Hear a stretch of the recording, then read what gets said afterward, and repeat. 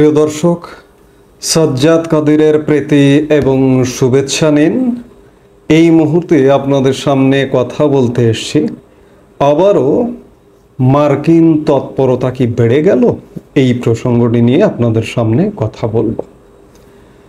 2024 সালের 5 আগস্ট আওয়ামী লীগ সরকারের পতনের পর মার্কিন তৎপরতা, মার্কিন উপস্থিতি বাংলাদেশে ব্যাপকভাবে ছিল। সামরিক, বেসামরিক কর্মকর্তাগণ, বিশেষ করে বাইডেন প্রশাসনের, এটি অক্টোবর পর্যন্ত অত্যন্ত নিবিড়ভাবে প্রতি মাসেই প্রায় 2-3 বার মার্কিন যুক্তরাষ্ট্রের প্রতিনিধিরা বাংলাদেশে আসতেন এবং বাংলাদেশ থেকে যেতেন পর্যন্ত। যেমন সেনা প্রধান পর্যন্ত মার্কিন যুক্তরাষ্ট্র ভিজিট করে এসছেন। নভেম্বর মাসে যখন মার্কিন যুক্তরাষ্ট্রের নির্বাচনটি হয়ে গেল 5 নভেম্বর, সেই নির্বাচনের আগে থেকে নির্বাচনের পরবর্তী সময়ে বাইডেন প্রশাসন পরিবর্তন হলো, মার্কিন তৎপরতা বাংলাদেশে খানিকটা কমে গেল। তবে এ কথা বলে রাখা ভালো যে মার্কিন যুক্তরাষ্ট্রের পররাষ্ট্রনীতি বা নীতি নির্ধারণী বিষয় খুব একটা পরিবর্তন হয় না। বাইডেন প্রশাসন যে নীতি পরিচালনা করেছেন তার শাসনামলে ট্রাম্প প্রশাসনও সেই নীতিতেই চলবেন, খুব একটা পরিবর্তন হবে না। কারণ মার্কিন যুক্তরাষ্ট্রের রাষ্ট্র ব্যবস্থা একদম ছকে বাঁধা, আমাদের মতো না। এমনকি তাদের নির্বাচনটা কবে হবে, কি বারে, দিনটা পর্যন্ত, কি বারে হতে হবে সেই দিনটা পর্যন্ত নির্ধারণ করা আছে। কবে শপথ নেবেন মার্কিন প্রেসিডেন্ট সেটি পর্যন্ত সংবিধানে সুস্পষ্টভাবে নির্ধারণ করা আছে। আমাদের মতো হজবরল সংবিধান কিংবা হজবরল দেশ নয়। সেই জায়গা থেকে আমি যেটি বলছি যে মার্কিন প্রশাসন, মার্কিন যুক্তরাষ্ট্রের নীতি নৈতিকতার খুব একটা পরিবর্তন হয় না। আমি এই প্রসঙ্গটি বলবার কারণ হচ্ছে, আপনারা দীর্ঘদিন ধরে একটা জুজুর ভয় পেয়ে আসছেন বা একটা ভয়ের কথা, একটা শঙ্কার কথা শুনে আসছেন যে আমাদের এই অঞ্চলে একটা মার্কিন সামরিক ঘাঁটির প্রয়োজন। এটি সাবেক প্রধানমন্ত্রী শেখ হাসিনাও তার একাধিক বক্তব্যে বারবার বলেছেন। তিনি বলেছিলেন যে সেন্ট মার্টিন যদি আমি মার্কিন যুক্তরাষ্ট্রকে দিয়ে দেই তাহলে আমার ক্ষমতায় থাকতে কোনো বাধা হবে না। তিনি দেননি, তিনি ক্ষমতায় থাকতে পারেননি। আপনারা কি মনে করেন যে মার্কিন যুক্তরাষ্ট্রের যে সেই চাহিদাটা ছিল বাংলাদেশে সামরিক একটি ঘাঁটি, সেই চাহিদাটি ট্রাম্প প্রশাসন আসবার ফলে সেটি কি বন্ধ হয়ে গেছে? আমি তো মনে করি না। কারণটা হচ্ছে ট্রাম্প প্রশাসন নতুন নতুন এলাকায় তার সামরিক শক্তি বৃদ্ধি করছে।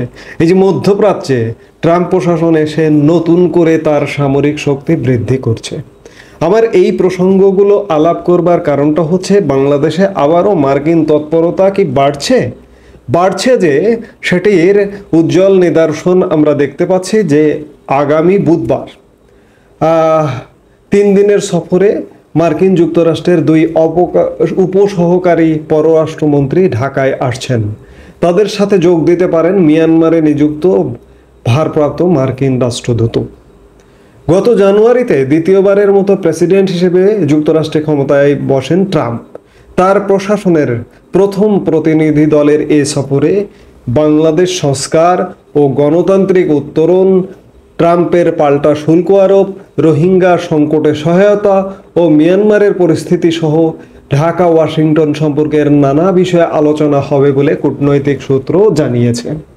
এখানে প্রধান উপদেষ্টার সাথে তাদের সাক্ষাৎ হবে, পররাষ্ট্র উপদেষ্টার সাথে সাক্ষাৎ হবে, জাতীয় নিরাপত্তা উপদেষ্টার সাথে সাক্ষাৎ হবে, নানান প্রতিনিধি, এমনকি বিভিন্ন রাজনৈতিক দলের সাথে এই মার্কিন প্রতিনিধি দল সাক্ষাৎ করবে।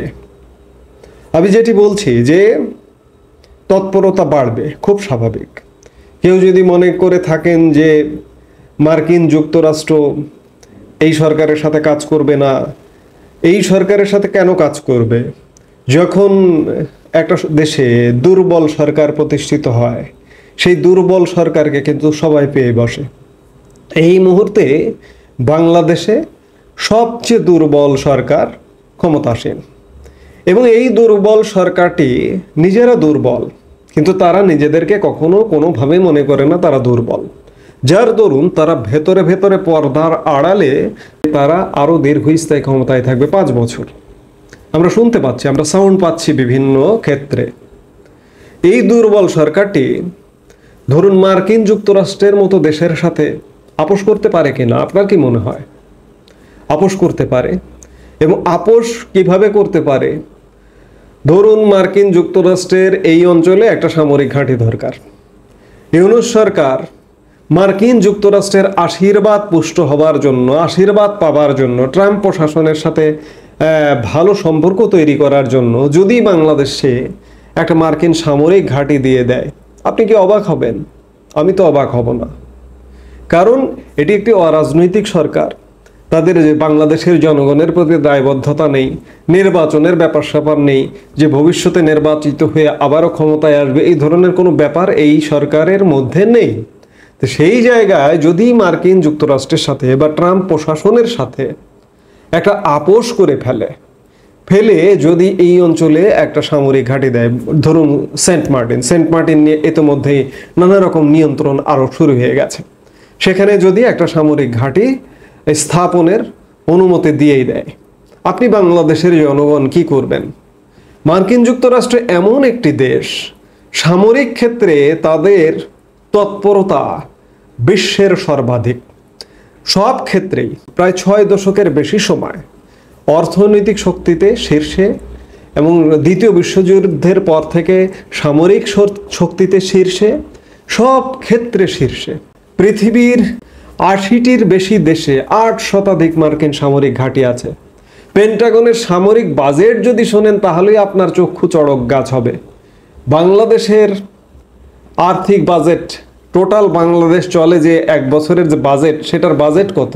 আপনি যদি সেই বাজেট এবং মার্কিন সামরিক বাজেট যদি একটু শোনেন, বাংলাদেশের আর্থিক বাজেট হচ্ছে মাত্র $80 বিলিয়ন।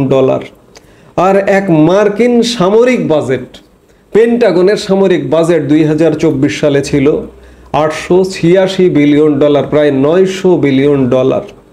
একবার চিন্তা করেছেন? এবং সারা পৃথিবীতে জালের মতো সামরিক ঘাঁটি আছে, পৃথিবীর প্রায় উন্নত দেশগুলোতে আছে, মধ্যপ্রাচ্যের দেশে দেশে আছে। এই যে মধ্যপ্রাচ্যে যে পারিবারিক এক প্রকার রাজতন্ত্র চলে, শুধুমাত্র মার্কিন যুক্তরাষ্ট্রের সাথে আপোষ করে চলে। সবাই তাদেরকে পেতে দিয়েছে যে আপনারা সামরিক ঘাঁটি করুন। উন্নত দেশগুলোতে আছে, জাপানে বলুন, জার্মানিতে বলুন, যুক্তরাজ্যে বলুন, ইতালিতে বলুন, আর মধ্যপ্রাচ্যের সব দেশগুলোতে তা আছেই। আমাদের এই অঞ্চলে নেই।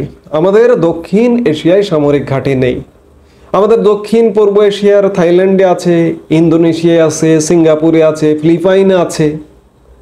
কাজেই আমাদের এই অঞ্চলে দীর্ঘদিন ধরে তাদের একটা সামরিক ঘাঁটি স্থাপনের পরিকল্পনা আছে। আপনি যদি মনে করেন যে বাইডেন প্রশাসন চলে গেছে, বাংলাদেশ বেঁচে গেছে, আমিও বলেছি যে বাংলাদেশ বেঁচে গেছে অনেকটা, সেই তৎপরতা খানিকটা কমেছে। তবে ওই যে সামরিক ঘাঁটি, সামরিক নীতির ক্ষেত্রে মার্কিন যুক্তরাষ্ট্র হঠাৎ করে পরিবর্তন হয়ে যাবে, এটি ভাববার কোনো কারণ নেই। কাজেই যেহেতু বাংলাদেশে একটি দুর্বল সরকার বিরাজমান, এই সরকার দেশে আস্থায় আসবার চেষ্টা করছে। মার্কিন যুক্তরাষ্ট্রের আস্থায় যদি একবার ঢুকে যায়, তাহলে বাংলাদেশের কপালে দুঃখ আছে। বাংলাদেশ চিরকালের জন্য একটা ব্যর্থ দেশ। আমি বারবার উদাহরণ দিই আফ্রিকার দেশগুলোর মতো, কিংবা মেরুদণ্ডহীন অনুন্নত দেশগুলোর মতো হয়ে যেতে সময় লাগবে না। বাংলাদেশ তর করে এগিয়ে যাচ্ছিল। সেই এগিয়ে যাওয়াটা ইতিমধ্যেই 5 অগাস্ট পরিবর্তনের মাধ্যমে সেটি বাধাগ্রস্ত হয়েছে। এবং মার্কিন যুক্তরাষ্ট্র যদি বাংলাদেশকে সাপোর্ট দেয়, বা এই বর্তমান সরকারটার অবস্থা এমন যে কোনো মূল্যে মার্কিন যুক্তরাষ্ট্রের সাথে তাদের একটা নেগোসিয়েশন দরকার। যদি মার্কিন যুক্তরাষ্ট্র এই সরকারের পেছনে থাকে, বাইডেন ছিল, এখন ট্রাম্পও যদি থাকে, তাহলে আর ধরার কোনো কায়দা নেই। বাংলাদেশ ব্যর্থতার দিকেই চলে যাবে।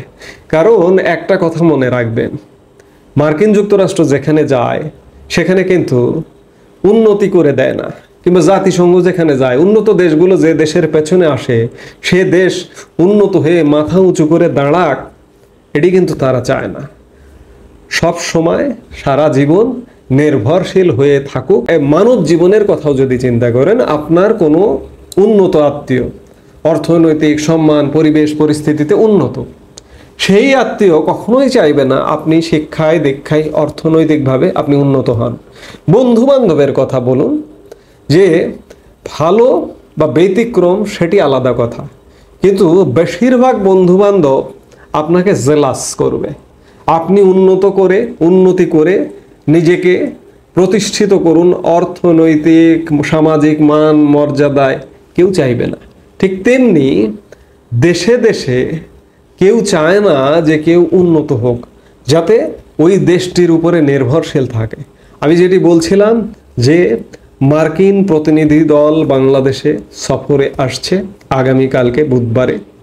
এই সফরে আসা থেকে ধরে নিতে পারি যে মার্কিন তৎপরতা হয়তো বেড়ে গেল এবং সামরিক ঘাঁটির যে খায়েশটি সেটি কিন্তু রয়েই গেছে।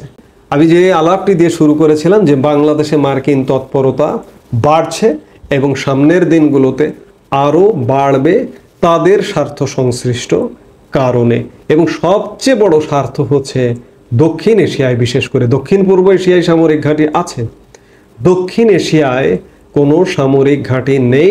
এবং বাংলাদেশের সেন্ট মার্টিন সবচেয়ে সুবিধাজনক একটি জায়গা।